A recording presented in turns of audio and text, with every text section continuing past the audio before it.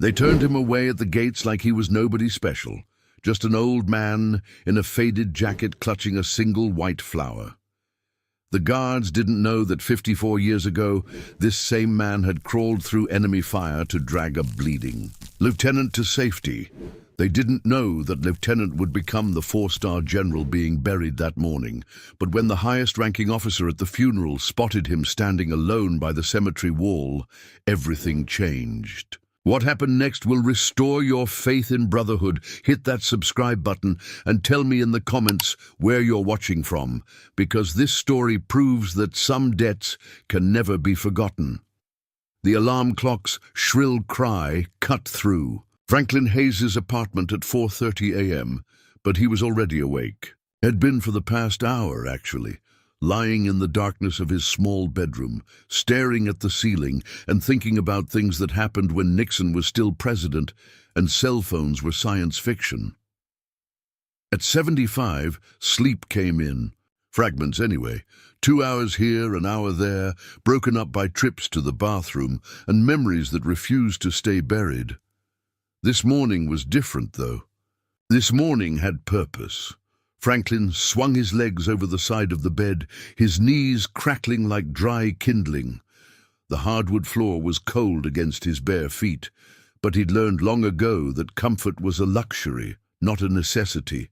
His apartment was small, just a bedroom, a kitchenette, and a living room that doubled as his office, dining room, and everything else. The walls were decorated with exactly 3 pictures, one of Eleanor on their wedding day in 1973, her smile bright enough to light up the whole room, one of his Marine unit from Vietnam, 22 young faces that would never age, and one of Eleanor again, taken just weeks before the cancer finally won. He shuffled to the bathroom and flicked on the light, squinting at his reflection in the medicine cabinet mirror. The face looking back at him belonged to a stranger sometimes, all lined and weathered, with thin grey hair that never quite lay flat and eyes that had seen too much. But this morning, those eyes held something they hadn't in a long time: determination. Franklin had been planning this day for 3 weeks, ever since he'd read the obituary in the Washington Post. General Marcus R. Connors, decorated Vietnam. Veteran and strategic military mind, dies at 76. The article was respectful, thorough, full of the kinds of details that newspapers love. Battles won, strategies developed, honors received. What it didn't mention was the time Marcus Connors cried like a baby in a muddy foxhole, calling for his mother, while Franklin held pressure on a shrapnel wound that wouldn't stop bleeding. Funny how obituaries never mentioned the crying. Franklin, showered with the kind of military efficiency that some habits never let you forget. 2 minutes of hot water, soap, rinse, done. The dress green uniform hanging on his closet door looked ancient next to his handful of civilian clothes.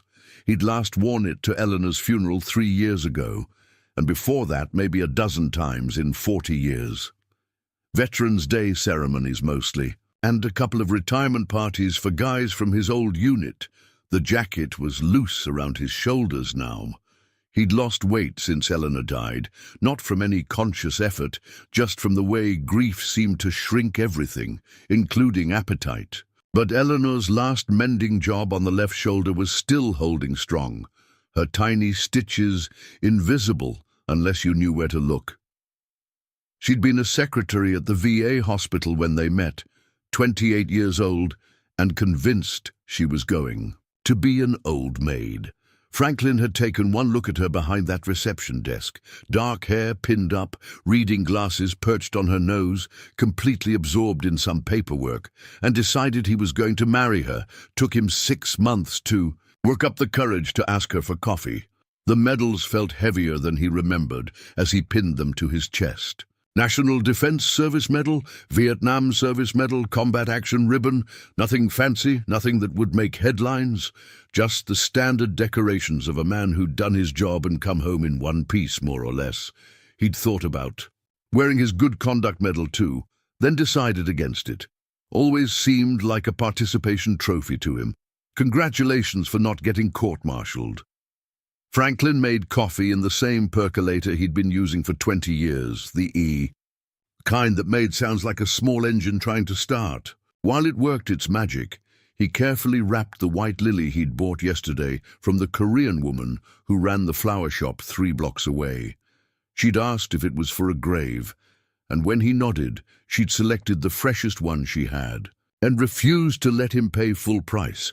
For someone special, she'd asked in heavily accented English. "My lieutenant," Franklin had replied, which wasn't quite accurate anymore, but felt true in ways that mattered. The bus ride to Arlington would take 1 hour and 12 minutes, according to the schedule he'd memorized. Franklin had ridden the route 3 times in the past 2 weeks, timing everything, making sure he knew which stops, which transfers, how long the walk would be from the metro station to the cemetery gates. Old habits from a time when knowing your escape routes could mean the difference between coming home and coming home in a box. He'd tried calling the funeral home the week before, explained that he'd served with General Connors, asked if there was some kind of guest list he needed to be on. The woman who answered was polite but firm. Family and invited guests only. She was sorry, but those were the General's wishes. Franklin had thanked her and hung up, then spent the next hour staring at a 20-year-old Christmas card from Marcus and his wife, the kind of annual update that military families sent out to old comrades scattered across the country. "Dear Frank," it had started in Marcus's careful handwriting, "hope this finds you and Eleanor well. I think of you often, especially this time of year. You saved more than my life that night. You saved everything that came after. Never think otherwise. Semper Fi, Marcus." Franklin had kept every card, every letter, even the formal invitation to Marcus's promotion ceremony to general that he'd been too intimidated to attend. Eleanor had pressed him to go, said it would mean something to both of them, but Franklin had convinced himself that generals didn't need old grunts cluttering up their fancy parties. Now he wondered if that had been a mistake. The coffee finished, percolating with a final wheeze, and Franklin poured himself a cup, black, no sugar. Outside his kitchen window, Washington was starting to wake up. Early commuters hurrying to metro stations, delivery trucks making their rounds, the eternal rhythm of a city that never really slept. Somewhere across the river, in a funeral home that probably cost more than Franklin's annual Social Security check, Marcus Connors was spending his last night above ground. Franklin checked his watch. 5:45 a.m. Time to go. The metro was already crowded with the early shift. Hospital workers, government employees, people whose jobs started when most of the world was still dreaming. Franklin found a seat near the back and settled in for the journey, the lily carefully protected in his lap. A young woman in scrubs sat across from him, probably heading to her shift at one of the military hospitals. She glanced at his uniform, smiled respectfully, then went back to her phone. Franklin wondered if she knew what the patches meant, if she understood that the faded fabric and old-fashioned cut represented a different kind of war fought by boys who'd been drafted instead, of volunteering, who'd come home to protest instead of parades. Probably not. History moved fast, and Vietnam was ancient history to anyone under 50. The train swayed gently as it crossed the Potomac, and Franklin found himself thinking about another river crossing, half a world away and a lifetime ago. They'd been trying to evacuate wounded from a firebase that was getting hit hard, casualties coming in faster than the medevac choppers could take them out. Franklin's unit was supposed to provide security while the medics worked, but things had gone sideways fast when the North Vietnamese decided to probe their perimeter. That's when Lieutenant Connors had made his mistake. He was green, so green he practically glowed, fresh out of officer school and trying to prove himself to a platoon of Marines who measured leadership in lives saved, not bars on a collar. When the shooting started, instead of staying back and coordinating like he should have, Connors had grabbed his rifle and headed straight for the fighting. Brave as hell, but stupid. Officers who played infantry got themselves killed, and dead officers got their men killed too. Franklin had followed him, of course. That's what corporals did. They kept their lieutenants alive long enough to learn better. But this time, the learning curve was steeper than usual. The ambush had come from three sides, coordinated and professional. Franklin watched Connors' eyes go wide as he realized his tactical situation had just turned from bad to impossible. The kid was good with maps and radio procedures, but nobody had taught him what to do when the enemy decided to ignore the maps. "Get down!" Franklin had yelled, but it was too late. The lieutenant was already hit, spinning around like a broken marionette before dropping into the mud. Franklin didn't think thinking got you killed in situations like that. He just moved, crawling through fire that seemed to come from everywhere and nowhere, following the sound of Connors' voice calling for help. What he'd found was a scared kid bleeding from 3 different places, conscious enough to know he was dying, but not quite ready to accept it. Franklin had field-dressed the wounds as best he could, but they needed a real medic, and the real medics were busy with casualties who might actually survive. "I'm not leaving you," Franklin had promised, and he'd meant it, even when the position got overrun and they had to fall back. Even when it meant carrying a wounded officer through enemy territory for 6 hours, stopping every time Connors passed out, starting again every time he woke up. They'd made it to friendly lines at dawn, both of them covered in mud and blood and exhaustion. Connors had spent 3 weeks in a field hospital and another month in Japan before they sent him back to the war. Franklin had gotten a handshake from his captain and orders to report to his next assignment. That should have been the end of it. Wars were full of stories like that. Small acts of courage that kept the machine running, unremarkable except to the people who lived them. But 2 months later, Franklin's unit had gotten hit again, and this time it was Lieutenant Connors who came looking for him. The metro pulled into Arlington Cemetery Station, and Franklin gathered himself for the walk. His knees were stiff from sitting, and the morning air had a bite to it that cut through his dress jacket. The lily was still fresh, its petals white and perfect against the brown paper wrapping.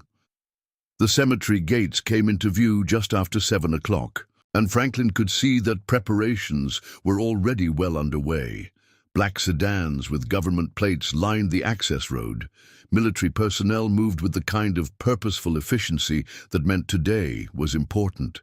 Folding chairs arranged in perfect rows, a podium with microphones being tested, honor guards practicing their movements with rifles that gleamed in the morning sun. This was bigger than Franklin had expected. He'd known Marcus had made general, had read about some of his assignments in the military newspapers he still subscribed to. But seeing the scope of this funeral made him realize just how far his old lieutenant had climbed. This wasn't just a retirement ceremony or a change of command. This was a state event. Franklin approached the main gate, where a young sergeant in dress blues was checking credentials against a clipboard that looked thick enough to stop bullets. The kid couldn't have been more than 25, with the kind of haircut you could use as a measuring device and eyes that held the earnest intensity of someone who took every regulation personally.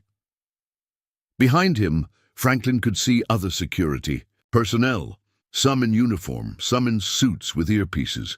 This level of protection meant serious VIPs would be attending, politicians probably, maybe foreign diplomats.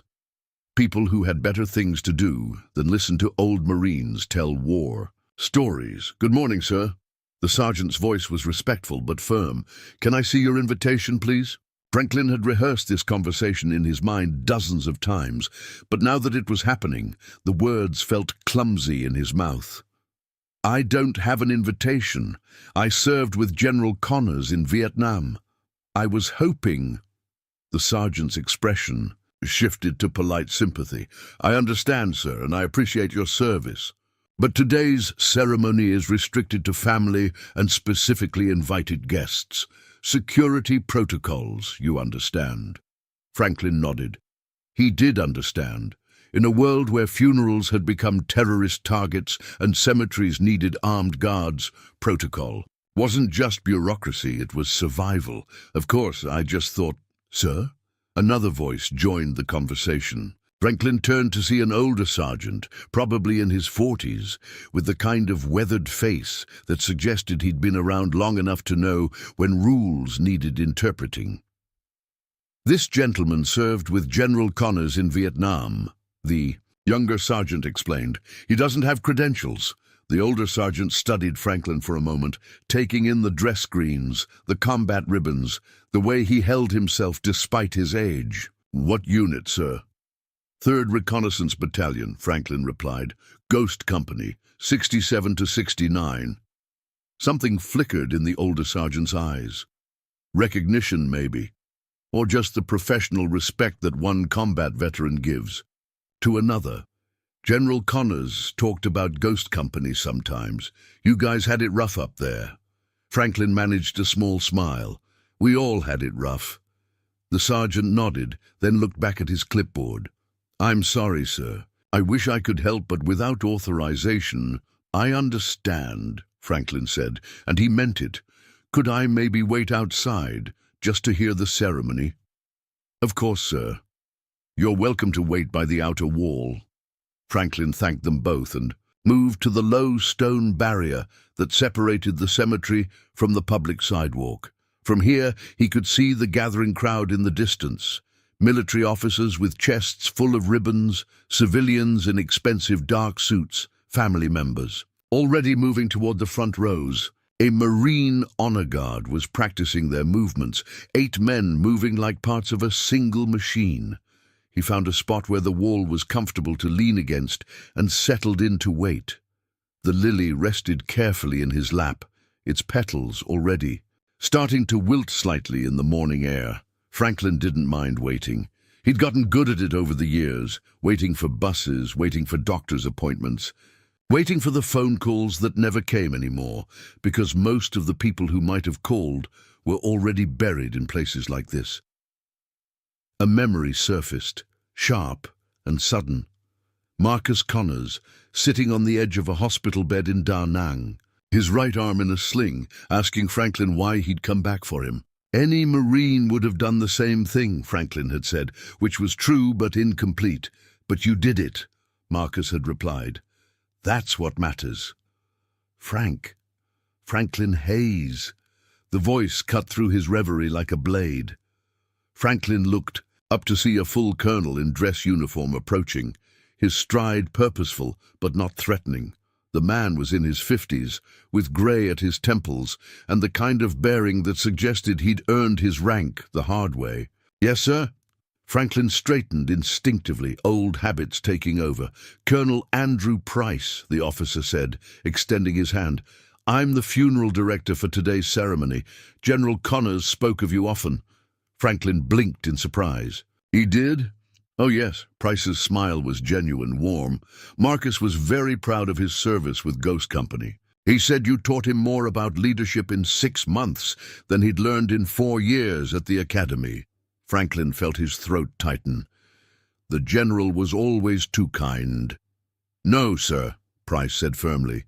"He was very specific about that. He told me once that courage isn't something you're born with. It's something you learn by watching other people be brave. He said you were his first teacher." The sound of a bugle warming up drifted across the cemetery grounds. In the distance, the honor guard was forming up, their white gloves bright against their dress blues. Dignitaries were taking their seats, a sea of dark suits and military uniforms stretching across the carefully manicured grass. Price followed Franklin's gaze, then looked back at him. "Sergeant Hayes, General Connors left specific instructions about his funeral. He said if Franklin Hayes ever wanted to attend, he was to be given a place of honor, regardless of protocol." Franklin's eyes widened. "I don't want to cause any trouble, sir. I just wanted to pay my respects." "The only trouble," Price said quietly, "would be if you weren't here." He offered Franklin his arm, the gesture respectful rather than condescending. Franklin hesitated for a moment, looking down at his faded uniform, his grocery store flour, his worn dress shoes that had been resoled twice. "Sir, I'm not sure I belong with all those important people." Price's expression grew serious. "Sergeant Hayes, look at me." Franklin met his eyes. Marcus Connors became a general because he learned to lead men in combat. He learned that from watching you. Every soldier he ever commanded, every life he ever saved, every strategic decision he ever made, it all started with what you taught him in Vietnam. You don't just belong here.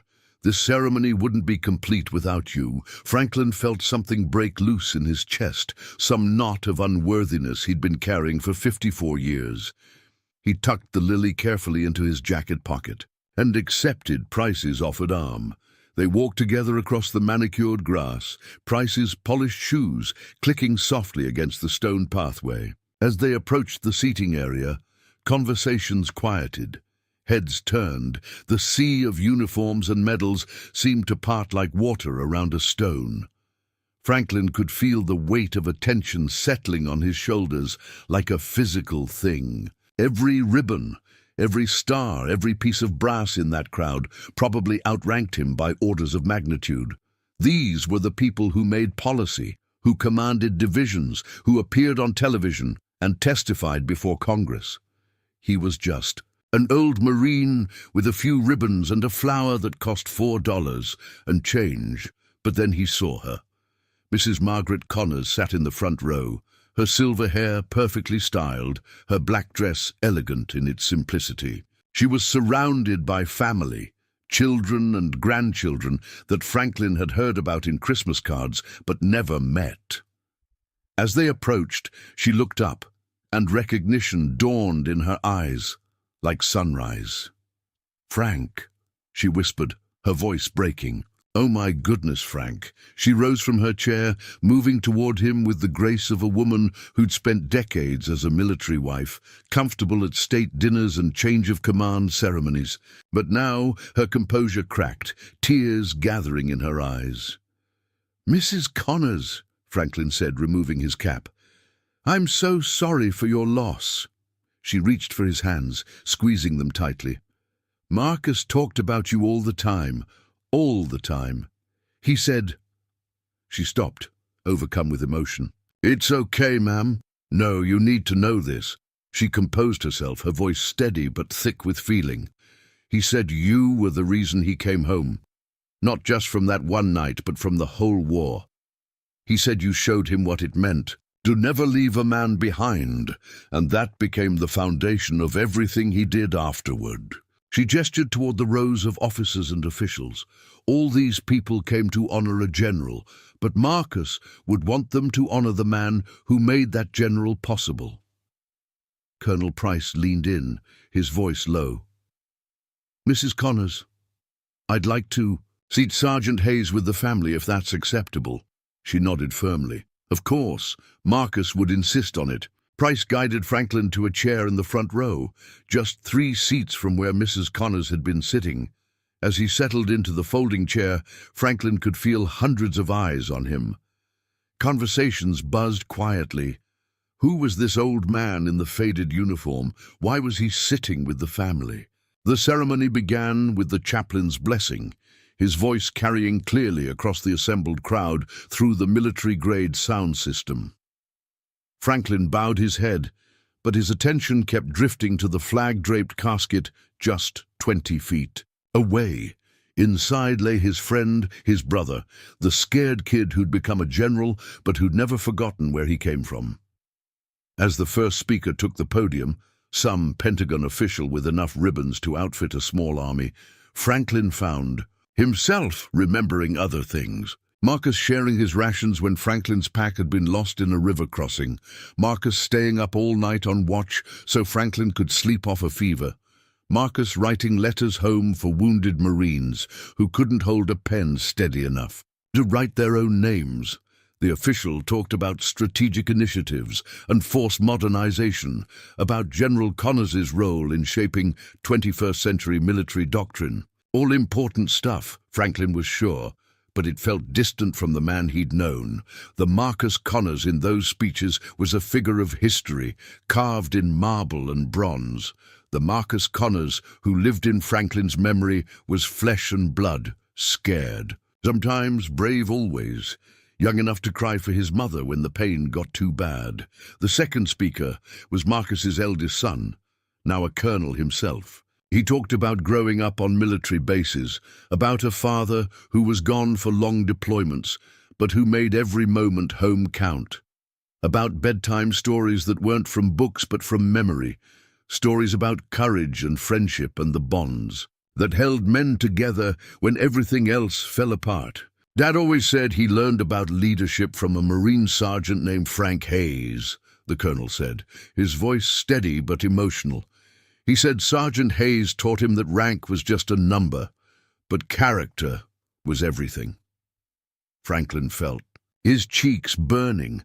Around him, hundreds of people were listening to stories about himself that he'd never thought were worth telling. But Marcus had thought they were worth remembering, worth passing down to his children, worth carrying for 54 years. Then Colonel Price stepped to the podium, and the air around Franklin changed.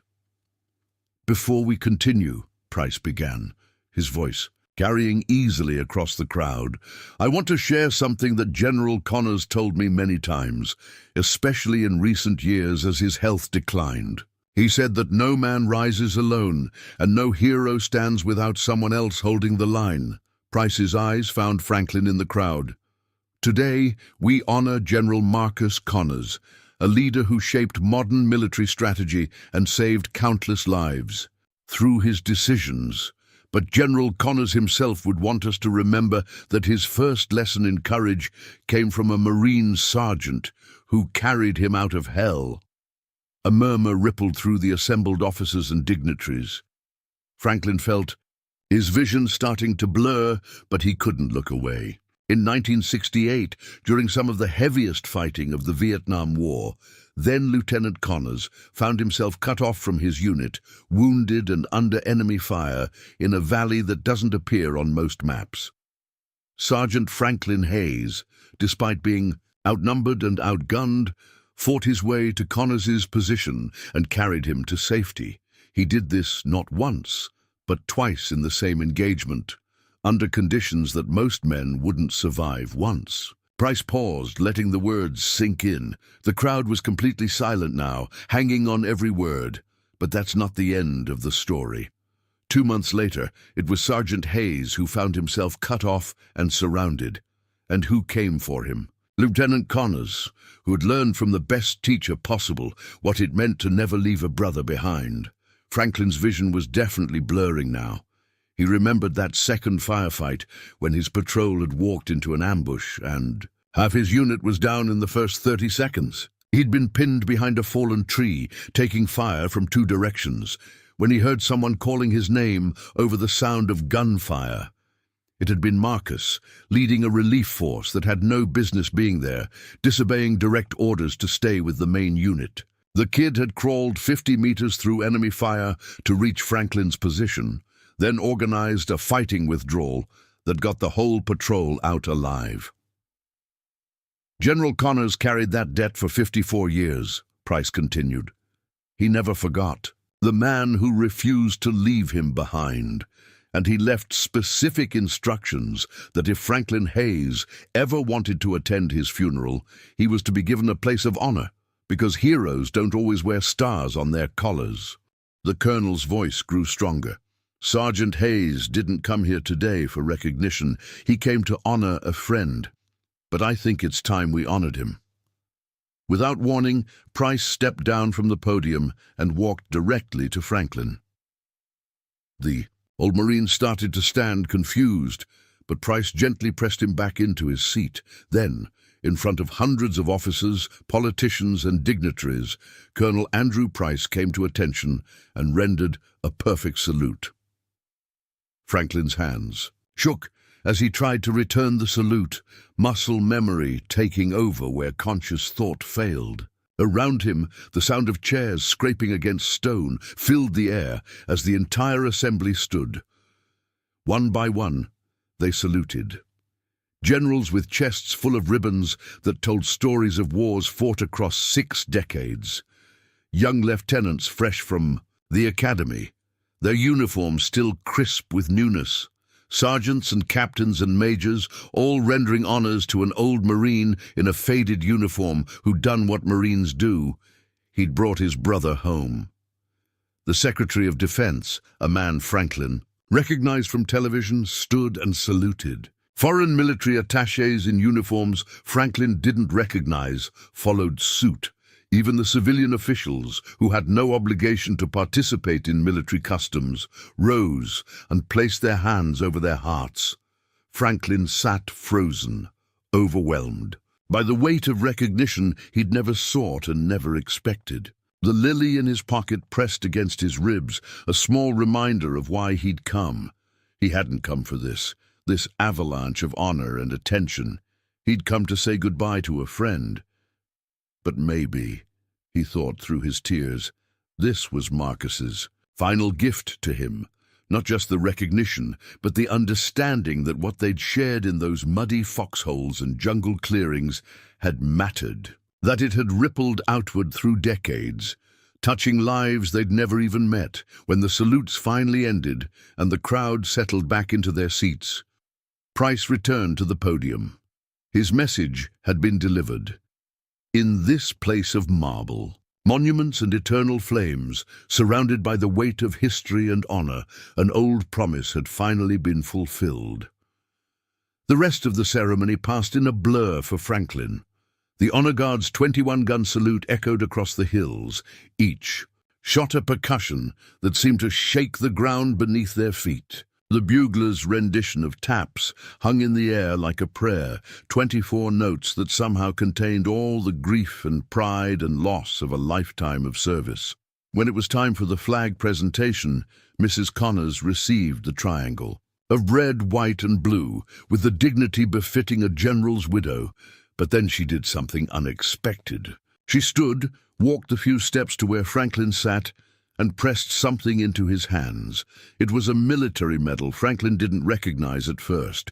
Silver, with a purple ribbon, heavier than it looked. Then his eyes focused, and he realized what he was holding.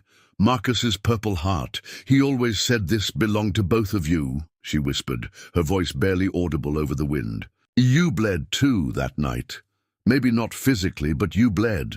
He wanted you to have it. Franklin's composure finally cracked completely. Tears he'd held back for 54 years spilled down his weathered cheeks as he clutched the medal that had once hung on his friend's chest. Around him, the ceremony continued, military precision mixed with genuine grief, the formal farewell of a nation to one of its defenders. But for Franklin, the important part was over. He'd said goodbye. He'd been recognized not as a hero, but as something more important, as a brother. As the crowd began to disperse, moving in quiet clusters toward the parking areas, Franklin remained in his seat. The weight of the day, of the years, of the memories seemed to press down on him all at once. He felt emptied out, like a container that had finally been allowed to pour out everything it had been holding. Colonel Price appeared beside him. No longer the formal ceremony director, but simply one soldier speaking to another. How are you holding up, Sergeant? Franklin wiped his eyes with the back of his hand, not caring who might see. I never expected. I just wanted to say goodbye. He knew you'd come, Price said gently. Marcus talked about you more than you might think. He said you taught him that courage wasn't about not being afraid. It was about being afraid and doing what needed to be done anyway. Franklin managed a small smile. He was always the smart one. I just carried a rifle. You carried more than that, Price said. You carried him, and in doing that you carried all of us. Every Marine he ever led, every soldier who served under his command, every life that was saved because Marcus Connors knew how to lead.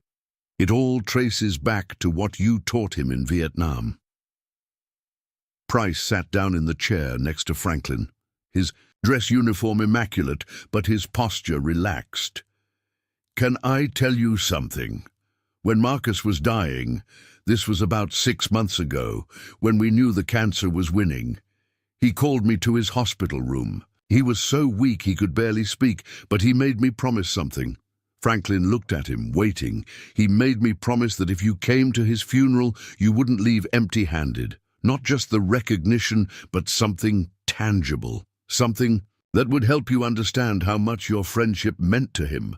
Price reached into his jacket pocket and withdrew a folded piece of paper. "This is for you."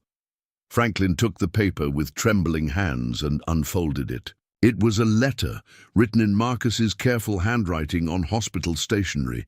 The date was 6 months ago.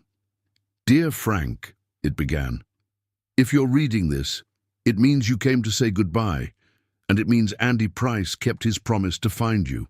In the crowd, I've been thinking about what I wanted to say to you for 54 years, and I still don't have the right words. You saved my life twice in Vietnam, but that's not why I'm writing this. I'm writing because you saved so much more than that. You saved the man I became, the husband I was to Margaret, the father I was to my children. Every good thing I did as an officer, every Marine I brought home safe. Every decision I made that saved lives instead of wasting them. It all started with watching you be brave, when being brave was the only choice that mattered. I never forgot the promise you made that night. I won't leave you, Marcus. We're going home together. You kept that promise, Frank, not just that night, but every day since. You brought me home, and then you helped me figure out how to be worthy of coming home. I know you probably think you were just doing your job, that any Marine would have done the same thing. But you're wrong about that. What you did required more than training or duty. It required the kind of character that can't be taught in boot camp or officer school. You had to choose, in that moment when everything was falling apart, whether my life was worth risking yours. You chose yes. You chose to be the kind of man who doesn't leave people behind. That choice changed everything for me.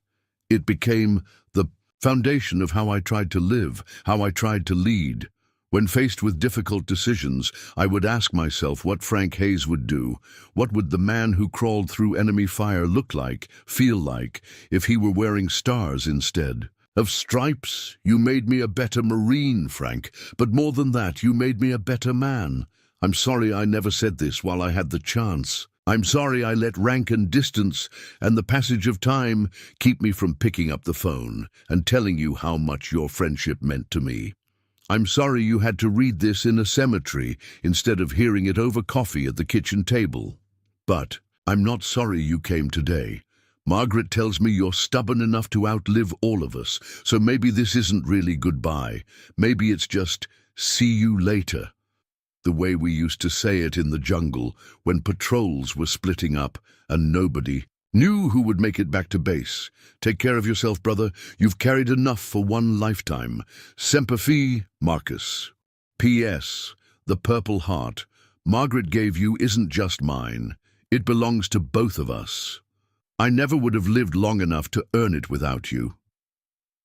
Franklin read the letter twice, then carefully folded it and slipped it into his jacket pocket next. To the Lily. When he looked up, Price was still sitting beside him, patient as a confessor. He wrote that when he could barely hold a pen, Price said quietly, took him 3 days, writing a few words at a time. But he was determined to finish. Franklin nodded, not trusting his voice. There's something else, Price continued. Marcus set up a small fund, nothing huge, but enough to make sure you're taken care of. Medical expenses, home maintenance, whatever you need. He said it was back pay for services rendered. Franklin shook his head. I can't accept that. I can and you will, Price said firmly, because refusing it would dishonor his memory, and I don't think you want to do that. They sat in comfortable silence for a few minutes, watching the cemetery staff begin to clean up after the ceremony. The honor guard was packing their rifles, the sound technicians were disconnecting microphones, and the folding chairs were being stacked on dollies. Soon, this would just be another grave in a field of graves. marked by marble and visited by family on holidays and anniversaries. But it would never be just another grave to Franklin. Finally, he stood slowly, his joints protesting after the long day. The Purple Heart was heavy in his pocket, heavier than such a small piece of metal had any right to be, not because of its weight, but because of what it represented. A debt acknowledged, a friendship honored, a promise finally fulfilled. "Colonel Price," Franklin said, "would you do me a favor?" "Of course. Would you help me lay this flower?" Together they walked to where the casket had rested during the ceremony. The ground was covered with elaborate arrangements now. Formal. Displays from military units, government officials, foreign dignitaries. Orchids and roses and lilies arranged in perfect formations, each one probably costing more than Franklin's monthly Social Security check. Among all that formal splendor, Franklin's simple grocery store, Lily, looked small and plain.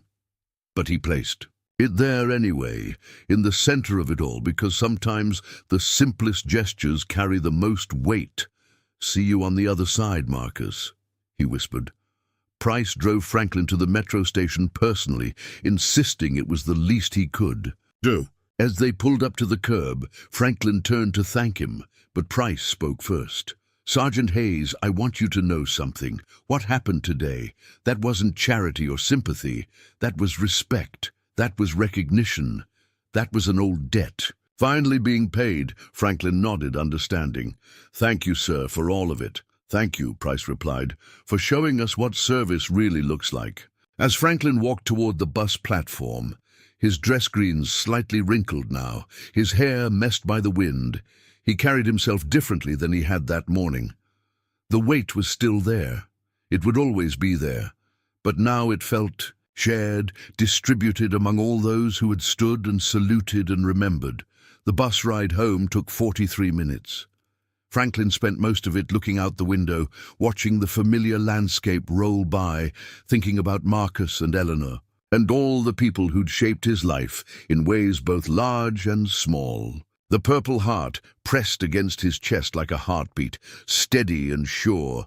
When he finally walked up the steps to his small apartment, Franklin felt something he hadn't experienced in years.